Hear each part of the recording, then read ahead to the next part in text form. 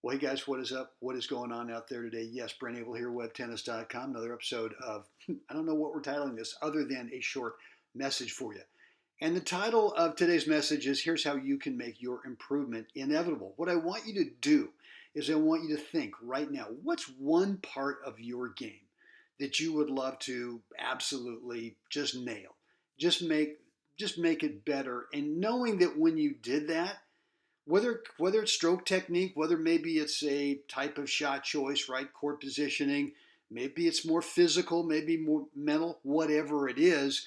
Right now, think of that thing, and here's how you can make that thing, the improvement of it, inevitable. And the only way to do that is through habit building, right? You can't leave this up to chance. This is not a quick fix type of thing, whatever you're thinking about. It's got to be daily building habits. And I've listed 7 of them here. And so, for example, if your thought is, well, there's one stroke I want to work on, okay, you need to work on the spacing, right? That spatial distance away from the path of the incoming ball so that you consistently get to have some swing freedom. The ball's not eating you up, right? The ball's not too close to you, it's not too far away. And when you're consistent with your spatial distance, right, got to move your feet to get yourself into position to have that right spacing. Then swing freedom becomes super simple, stroke technique becomes much more simple, and that contact point becomes a lot more consistent. When you do that, when you work on your spacing on a daily habit building basis, I'm telling you, good things are going to happen. And that stroke, if that's what you're thinking of, the improvement is going to become inevitable. I want you to work on a relaxed grip. Good things happen when we don't get tense, right? Man, there's so much tension we can possibly bring from our noggin, right? Our perception of what we think we have to do. And what that kind of transfers into is we get tight in the brain and then we get tight in the hands. Once we get tight in the hands, a lot of lousy things can happen. So I want you to get out there, build that habit of having a relaxed grip pressure on the handle. Exhale right through contact. I mean, literally blow everything out rather than grunting. Too often I see a grunt where it's an in, right? It's tensing at contact rather than a whoosh as you go through. You can call it a grunt, you can label it whatever you want, but the idea here is that you want to exhale out through the ball and not grunt in, not make it tight. That's a habit you can build. You can be super conscious of that. Maybe you got a match today, maybe you have a drill session, but whatever it is, especially in the warm up, make sure that you're exhaling right out through contact. The Fed head, right? This is the kind of the anti-peaking, right? Where it's Peeking. We don't always, we hopefully we train a habit where we're not. But the Fed head is that look that Roger we've seen 1,000 times, right? Whether it's a forehand or backhand or whatever it is, his eyes just stay right there at contact. His head stays still. He doesn't move it. He lets the racket finish, and then he gets ready, right? So there's no tension. There's no sneaking a peek to see what your result of your shot is or to see what your opponent's doing now.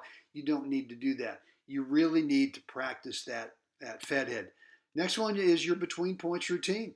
You've got to manage the 80% of the match really well. You got to build that habit.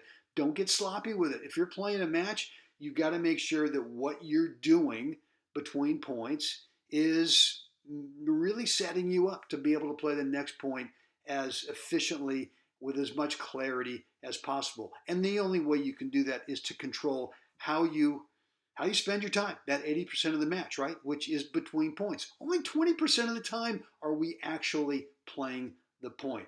Control that 80% and good things will happen on that upcoming point.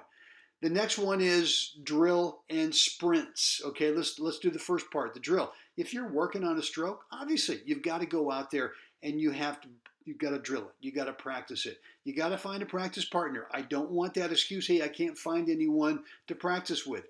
Okay, if it's hard to do because you're in kind of a remote area, maybe you buy a ball machine, right? Maybe you hire somebody, some kid to underhand feed you 50 balls, underhand feed you 100 balls, whatever it is. And then you start to get resourceful in terms of finding someone who's in your same mindset, who wants to work on something and wants to get better.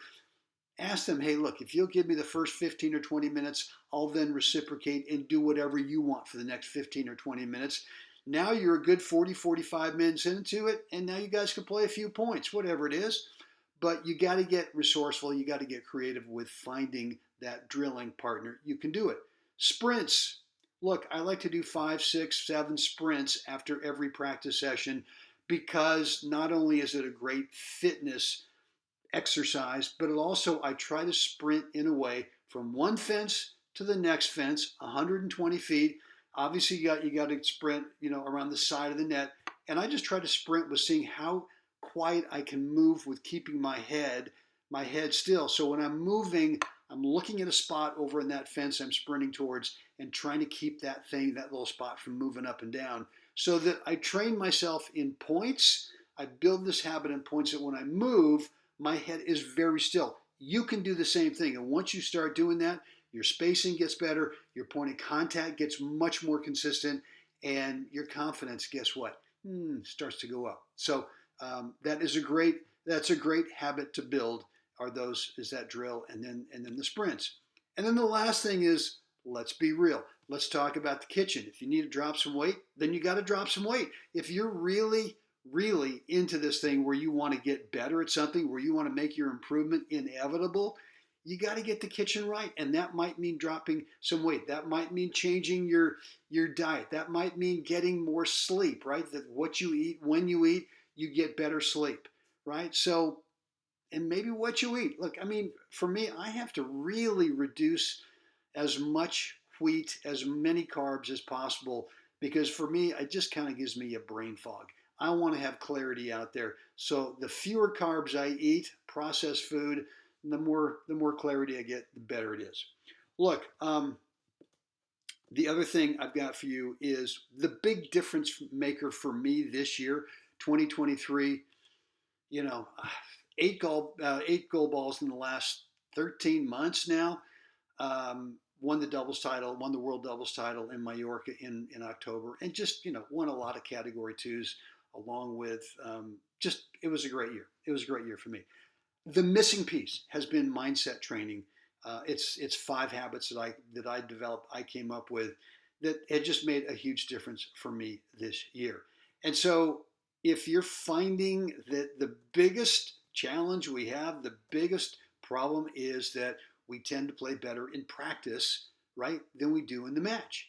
And really, that just comes down to habit training. It's the messaging that you give yourself is different in practice than it is in the real deal in the match. And so I want to help you with that messaging. And there's 5 habits that I want to show you. If you've not yet picked up that course, go on over to webtennis.com / that's SLR, the number 5 habits. And you'll see everything that I've got in the course there for you. To help you make sure that, for me now, I feel like I play better in matches than I do in practice, and I want to show you how to do that as well. There is a link down below in the description area that will take you right over to that course. All right, guys, that's it for me today. Any comments, any questions, remarks, feedback? Let me know down below in the comments area. And as always, it's time. We got to get out there. Got to help someone else have a great day. Guys, see you again. See you again next time.